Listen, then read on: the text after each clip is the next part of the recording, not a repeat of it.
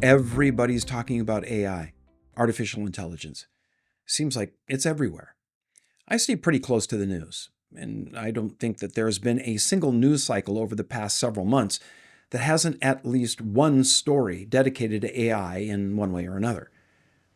This episode isn't about AI, it's about IQ, organic human intelligence. For years, intelligence was measured by problem-solving tests. It was located in how quickly people could recognize patterns and draw logical conclusions. That's raw or analytical intelligence, often referred to by the letters IQ for intelligence quotient. But over the last few decades, another kind of intelligence has been identified: EQ, emotional quotient, which is the measure of one's EI, emotional intelligence. Emotional intelligence has emerged as a significant factor in personal and professional success. While IQ measures cognitive abilities, EI encompasses the capacity to understand, manage, and effectively use emotion. This skill set has become increasingly valued since relationships play a pivotal role in achieving success.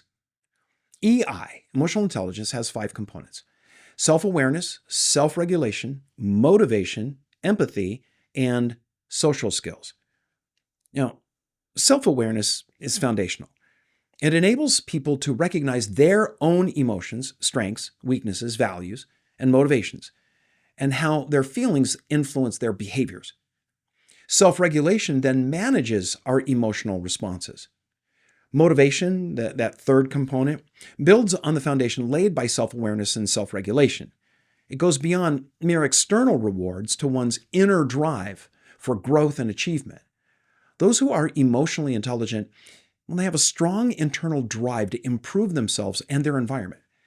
They're resilient in the face of setbacks and optimistic in pursuing their goals. Empathy, that fourth component, that's the ability to understand and share the feelings of others. Those who are emotionally intelligent respond appropriately to other people's emotional states. This is especially valuable in leadership. The fifth component of emotional intelligence is social skills. It's the ability to navigate relationships, build networks, influence others. These skills include communication, conflict resolution, leadership, and collaboration. They're used to build rapport, manage teams, and create positive and productive environments. Now, research has consistently demonstrated the impact that emotional intelligence has on success. The studies have shown that EQ often proves more crucial than IQ in determining professional achievement, particularly in leadership positions.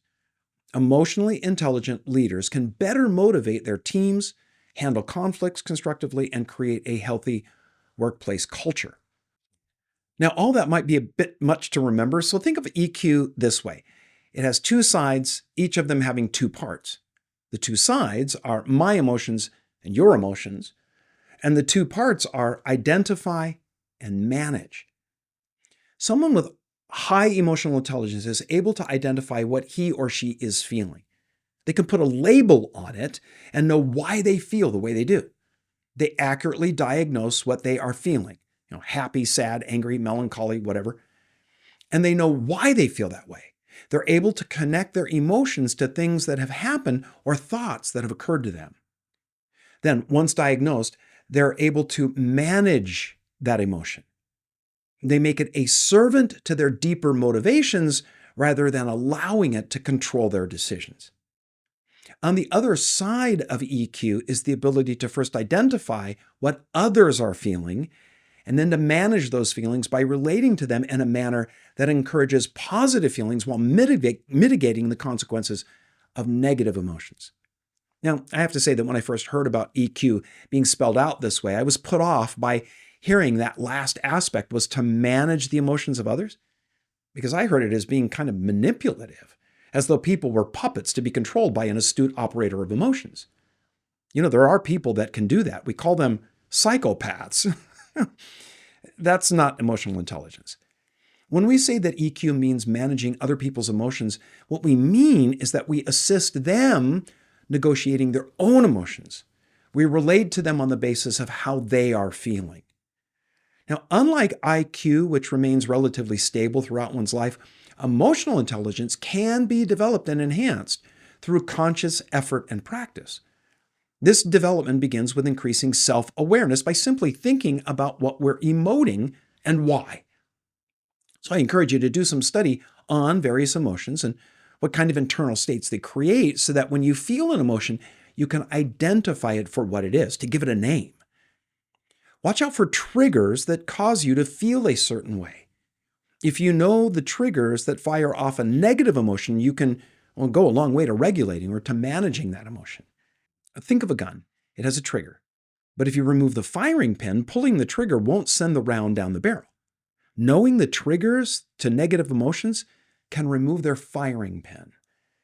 Now, first comes to mind when we think about managing emotions. It's 1 Timothy chapter 3, verse 2, which says that an elder, that is someone who is spiritually mature, is temperate and sober-minded. Today the connotation of the word sober means not drunk.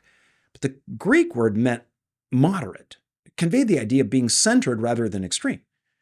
One who is temperate and sober isn't carried away by an emotion so that they do and say things they later regret or would cause others harm. Just as alcohol and drugs obscure our ability to think clearly, so does rage or depression and a host of other emotions. Emotional intelligence means being able to identify what we're feeling and why we're feeling that way, then charting a path forward to our behavior and choices that avoids pitfalls while capitalizing on opportunities.